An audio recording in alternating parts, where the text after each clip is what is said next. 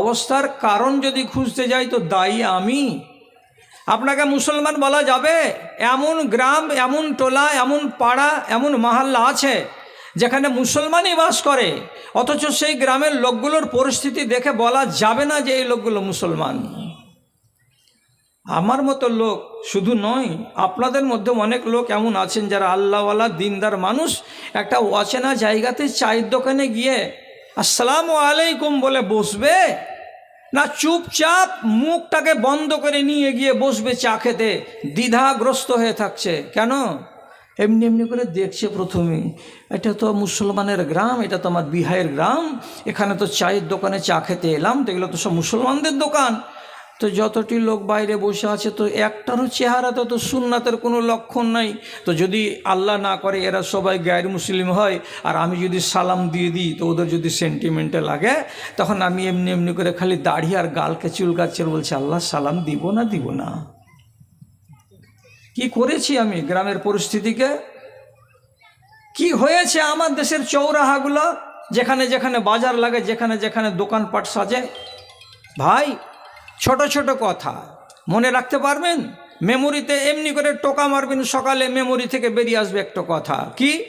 আমাদের বাপ আদি পিতাকে এবং আমাদের মাতা হাওয়াকে কেবল একটা ভুলের কারণে জান্নাত থেকে বের করে দেওয়া হয়েছে, জান্নাত থেকে বহিষ্কার করে দেওয়া হয়েছে, জান্নাত থেকে রাস্ট্রিকেট করে দেওয়া হয়েছে, এবং আল্লাহ রাব্বুল আলামিন তাকে আসমানে রাখেননি, একেবারে সঙ্গে সঙ্গে জমিনে নামিয়ে দিয়েছেন। পরিষ্কার কোরআন। একটা কি হয়েছিল? আল্লাহ রাব্বুল আলামিনের একটা নিষেধকে আমাদের মা এবং আমাদের বাবা রক্ষা করতে পারেননি। তাই একটা নিষেধ। কি নিষেধ? এই গাছের গোড়ায় যাবে না, বাকি গাছগুলোতে যেখানে ইচ্ছা সেখানে তোমরা মিয়া বিবি ঘুরে বেড়াও, কোনো নিষেধাজ্ঞা নেই। কিন্তু সামনে এই যে মোটা গাছটা দেখতে পাচ্ছ, এ গাছের তলায় যাবে না, তার ফল খাবে না, এই নিষেধাজ্ঞাটাকে আমাদের মা বাবা থামতে পারেনি বলে তাদেরকে রব্বুল আলামিন বহিষ্কার করে দিয়েছেন। এবার আপনি নিজের আমলের দিকে তাকান তো, আপনার যদি 10খানা আল্লাহর নিষেধকে আপনি অগ্রাহ্য করে চলেন, তাহলে কোন মিজাজে বলছেন, কোন মুখ নিয়ে বলছেন আমি মরার পরে ওই জান্নাতে যাব যেই জান্নাত থেকে আমার বাপকে বহিষ্কার করে দেওয়া হয়েছে? ওই একটা অপরাধ করেছে বলে যে বহিষ্কার হলো, আর আপনি 10টা আইনকে ভাঙবেন, অমান্য করবেন, আল্লাহর নিষেধকে মানবেন না, আর ফের বলছেন মরার পরে ওই জান্নাতে যাব। আপনার বিবেক আছে না আপনার বিবেককে ব্যাঙে চেটে খেয়ে নিয়েছে? আপনি নিজে বলুন তো। ওটা তো একটা সিজদা করে দাও, এইরকম না, এর কাছে যেও না, গাছের গোড়ায় যেও না, এই তো একটা না। আর আপনার জন্য কতটি না আছে আপনি গুনেছেন কি? গুনেননি। সুদ খাবে না, মদ খাবে না, মাগিবাজি করবে না, ব্যভিচারে যাবে না, কোনো জুয়া লটারি খেলবে না, মানুষকে হত্যা করবে না, শিরিকের গুনাহ করবে না, হারাম রুজি খাবে না, নেশাতে মুখ লাগাতে যাবে না, পরনিন্দা করবে না, গীবত করবে না। এই যে না না না না করে আপনাকে উদাহরণস্বরূপ 10খানা দিলাম, দাদা আমার, ভাই আমার, 10খানা দিলাম, না না না এগুলো করবে না। আপনারা বলুন তো, এই মজলিসে আমি আপনাকে পাওয়ার দিচ্ছি, এই 10খানা না থেকে মুক্ত হয়ে আছে, সবাই মেনে চলছে, এমন আমাকে 5টা লোক এই মজলিস থেকে বের করে দেন, আমি ওদের গালে চুমা খাবো, কপালে চুমা খাবো, গলায় গলায় মিলিয়ে আমি তাদের কাছে দোয়া চাইব। আপনি হলেন খাঁটি একজন ইমানদার। পারবেন দিতে? ডালিমগাঁ এলাকার লোক 10টা লোক দেন তো, যে আল্লাহর নিষেধকে অগ্রাহ্য করে না। আমি উদাহরণে 10টা দিয়েছি। আপনি বলবেন এত বড় কিসের জন্য আপনার আস্ফালন? আমি বড় আস্ফালন করিনি, আমি ছোট করে বলছি। ফজরের বেলায় আজান পড়ছে, হাইয়া আলাল ফালাহ, মিনার হতে ভাসিছে আজান, হাইয়া আলাল ফালাহ, লাঙুল ফেলিয়া মসজিদে চলো, ভুলবে মনের জ্বালা রে, ভুলবে মনের জ্বালা। আওয়ারা মনের হিসেব করো কষে পাইতে লাগাও রসা, হাই রে মানুষের মিটিল না আশা, মানুষের মিটিল না আশা। শিশু হয়ে এসে জুয়ান হয়েছ, এখন বন্ধ তোমার উজান পথ, ভাটির পানে চলেও জ্ঞান পাইলে না, তুমি নাদান বড়ই আলবত রে, তুমি নাদান বড়ই আলবত। আখেরাত বেচে দুনিয়া যে কিনে, আখেরাত বেচে দুনিয়া যে কেনে, কঠিন হবে তার দশা, হাই রে মানুষের মিটিল না আশা, মানুষের মিটিল না আশা। খেয়ানত করিয়েন না, খেয়ানত না করে আপনি মিঠা মিঠা করে, আপনাকে বলছি আপনি মিঠা মিঠা করে আমাকে জবাব দেন। 100টা হাতে এরকম দেখতে চাইছি যে ব্যক্তি বিড়ি, সিগারেট, খৈনি, জর্দা, গুল, তিরঙ্গা, মদ, 56 হাজারি, 55 হাজারি, শেখর কিছু খায় না। 10টা লোক হাত তোলেন। আলহামদুলিল্লাহ, 100টা লোক পেলাম, 100টা লোক পেলাম। এই লোকটি হারামে মুখ লাগাই না, কত ভালো লাগলো। আচ্ছা, এই লোকটি বাদে বাকি লোক যারা যারা আপনারা হাত উঠাননি, তারা আমি ধারণা করতে পারি যে আপনারা কোনো না কোনো একটা জিনিস সেবন করছেন, ঠিক না? আচ্ছা, তাহলে জুমা মসজিদে জীবনে কোনোদিন ওয়াজ হয়নি ভাই নেশা খাবেন না? নেশা যদি খান তো তাহলে এটা হারাম জিনিস, হারাম খাওয়া নিষেধ আছে। তো যেটা নিষেধ আছে সেটাকে যদি আমি নিষেধ বলে না মানি, তো একটা নিষেধ না মানাতে বাপ জান্নাত থেকে বের হলো, আর আপনি এই নিষেধটাকে মেনে নিষেধটাকে অগ্রাহ্য করে দিলেন, পালন করে করে মরলেন, ফের মরার পর আপনি জান্নাতে যাবেন? তো যে বাপ বের হলো জান্নাতে যে গুনার কারণে, আর সে গুনাহ করে আপনি বেটা জান্নাতে যাবেন? আপনি খ্যাপা না পাগলা? কে বুঝাবে এই লোকগুলোকে? আচ্ছা, আমি বলছি এখানে এতজন লোক আপনারা আছেন, এরকম লোক যদি থেকে থাকেন তো আল্লাহর ওয়াস্তে একটু সাড়া দিবেন। আপনাকে আজাব দেওয়া যাবে না, আপনাকে মারাও পিটাও যাবে না।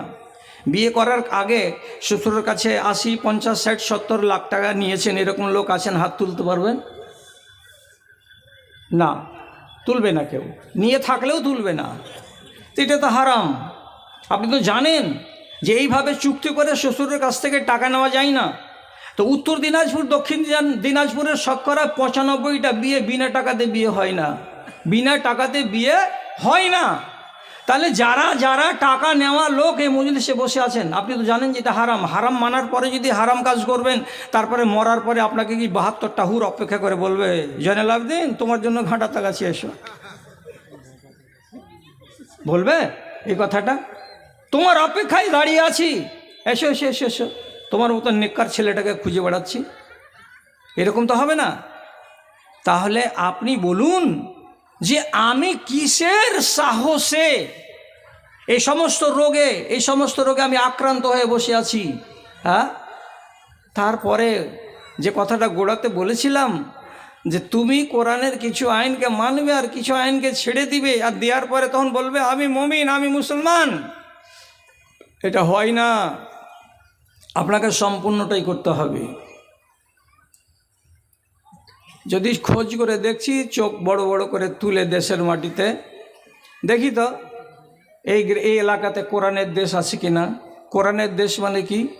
যে দেশে নমাজ আছে, যে গ্রামে রোজা আছে, যেখানকার লোকেরা ওসর বের করে টাইমে এবং যথা নিয়মে, যেখানকার লোকেরা হারামের সঙ্গে জড়িয়ে থাকে না, যেখানকার মেয়েরা বেপর্দা হয়ে বাজারে বাড়ির বাইরে ঘুরে বেড়ায় না, যেখানকার লোকেরা বিয়ে শাদিতে 150টা করে বরযাত্রী নিয়ে যায় না, যেখানকার লোকেরা বরযাত্রী যদি যায় তো 25টা করে যুবতী মেয়ে ছেলেকে সুন্দর সুন্দর সাজিয়ে গাড়িতে চড়িয়ে তাফালিং করতে করতে ওদিকে যায় না, যেখানকার ছেলেরা যেখানকার মেয়েরা হোয়াটসঅ্যাপ চালাই কিন্তু কাজের জন্য চালাই, পরের বেটা পরের বেটির ছবি ছাবিকে চ্যাটিংয়ের মারফতে একে দেওয়া ওকে দেওয়া, ন্যাংটা ছবি দেখা, এই সমস্ত নোংরামি করে না। এরকম একটা ইসলামী এলাকা, একটা এরকম ইসলামী মহল, এরকম একটা ইসলামী গ্রাম যেখানে আছে, চলুন তো আপনি আর আমি দুজনে মিলে খোঁজ করে দেখি আছে কি না। পাওয়া যাবে এরকম গ্রাম? মিলবে না। ওরে আল্লাহ, মাঠ আর ঘাট বলে নেই কোনো ভেদাভেদ, অপরাধ চারিদিকে করে থই থই। প্রদীপটি হাতে নিয়ে খুঁজি আমি দাঁড়ে দাঁড়ে, হায়রে কোরআনের দুনিয়াটা কই, ইমানের দুনিয়াটা কই। যেন মোরা বাস করি চামড়ার বাড়িতে, ছিঁড়ে খাবে কোনক্ষণ কুকুরে। রাবণের রাজ চলে সব ঠাঁই দাপটে, ব্যভিচার চলে দিনে দুপুরে।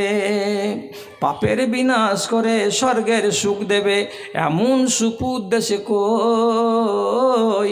প্রদীপটি হাতে নিয়ে খুঁজি আমি দাঁড়ে দাঁড়ে, হায়রে কোরআনের দুনিয়াটা কই, ইমানের দুনিয়াটা কই। চুল পেকে গেল, দাড়ি পেকে গেল, আর এইভাবে মাদ্রাসার প্রাঙ্গণ আর হাই স্কুলের প্রাঙ্গণ আর কত ফুটবল খেলা ময়দান, কতকার গলি, জালসা করে করে করে করে করে করে 64 বছরে পা দিলাম। জাতির অগ্রগতি আমার দ্বারাই সাধন হলো না, আমার মতো আরও 10 জনের দ্বারাই সাধন হলো না। জাতি যে পিছনে ছিল সে পিছনেই আছে। আজান দিচ্ছে মুয়াজ্জিন, মসজিদে নামাজির কোনো সংখ্যাই নাই, কেউ নামাজ পড়তে যায় না। হাসিয়েন না একদিনকার বাস্তব কথা। বলি সাহেব আজান দিয়েছে, দেওয়ার পরে টাইম হয়ে যাচ্ছে, মাত্র 3 মিনিট দেরি আছে, একটাও লোক আসে না। জানের খেদে তখন মনে মনে বলছে, আরে আজকে কি আজানটা ঠিকঠাক করে দেওয়া হয়নি নাকি মাইকে? মনে হয় ঘরের ভেতরে আজান দিয়েছি, মাইকে আওয়াজ হয়তো হয়নি, লোক শুনতে পায়নি।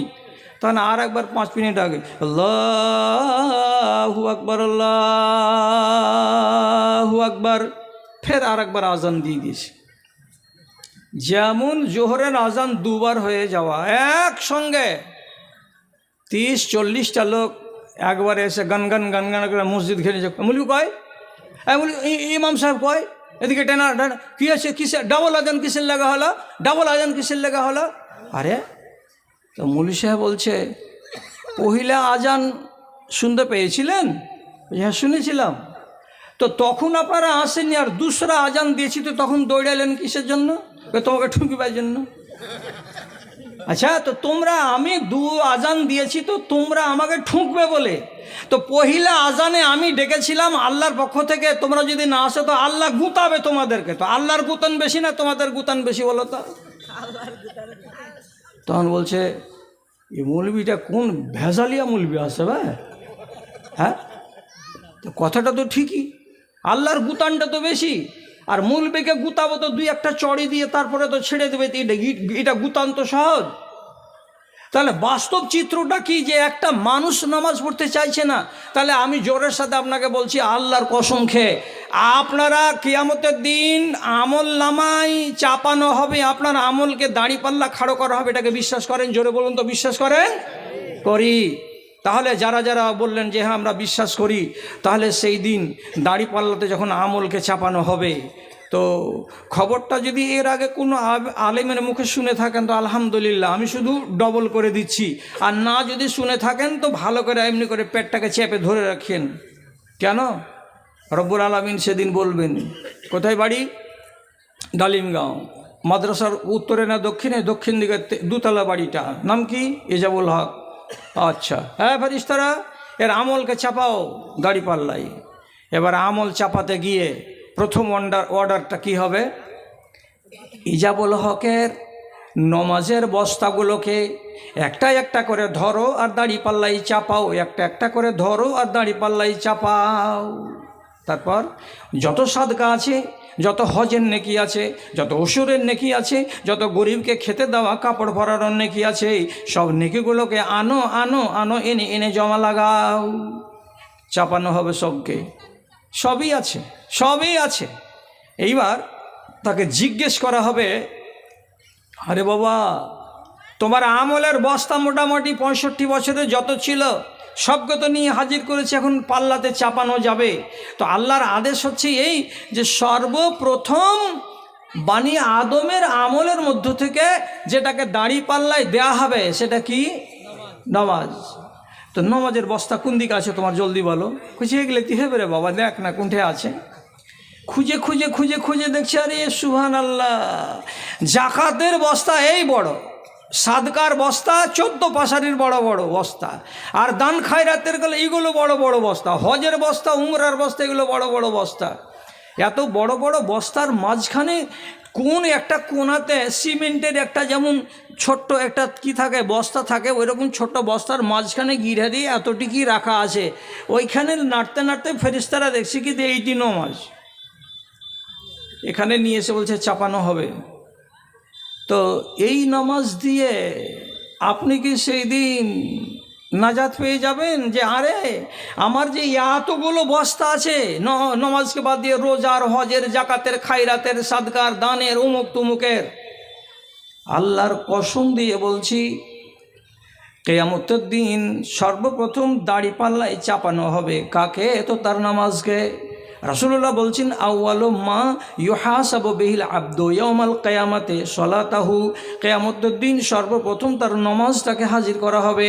ফাইন সালাহাত সালাহাতিল আমাল কুল্লুহু, যদি তার নামাজকে ঠিকঠাক পাওয়া যায় তাহলে জাকাতের বস্তাকে আনা হবে, যদি তার নামাজকে ঠিক পাওয়া যায় তো তাহলে ওশরের বস্তাকে আনা হবে, যদি তার নামাজকে ঠিকঠাক পাওয়া যায় তাহলে হজের নেকিকে আর রমজানের নেকিকে আনা হবে।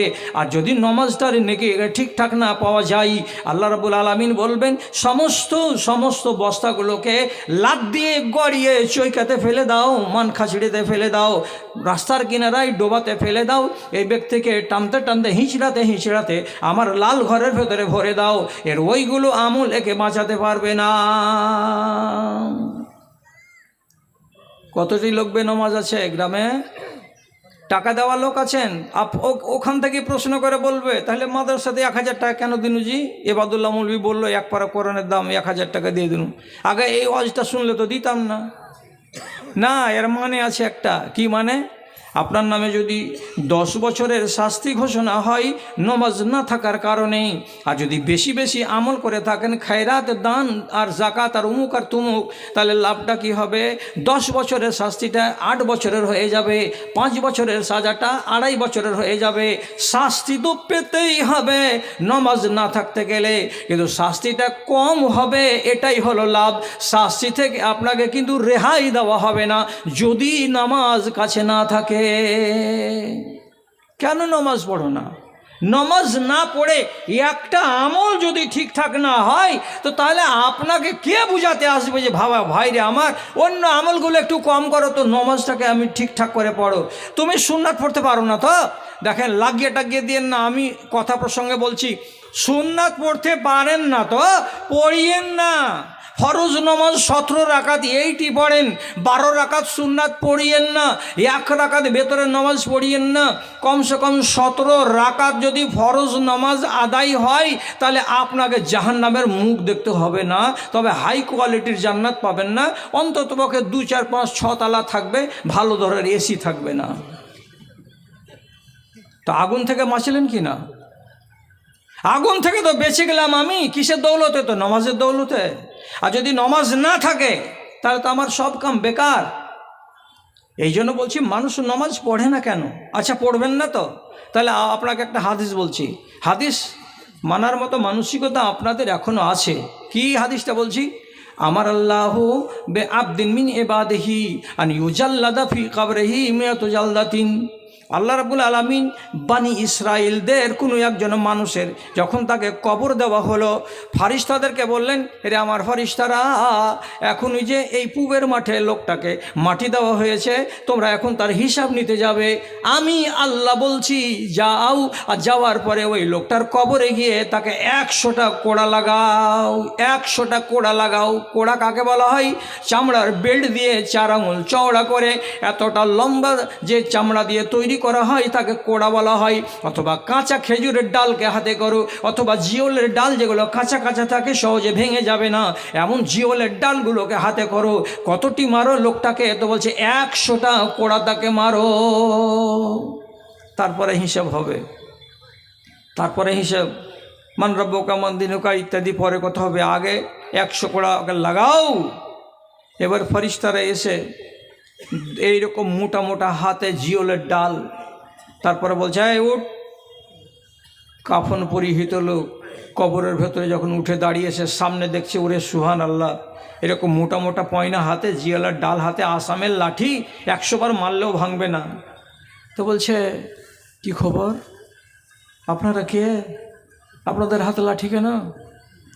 তো লাঠি দেখতে পেলে তো মানুষের ভিতরটা কি করে, হাওড়া হুগলি করে না? লাঠি দেখেছে তখন এর ভেতর খুব এদিক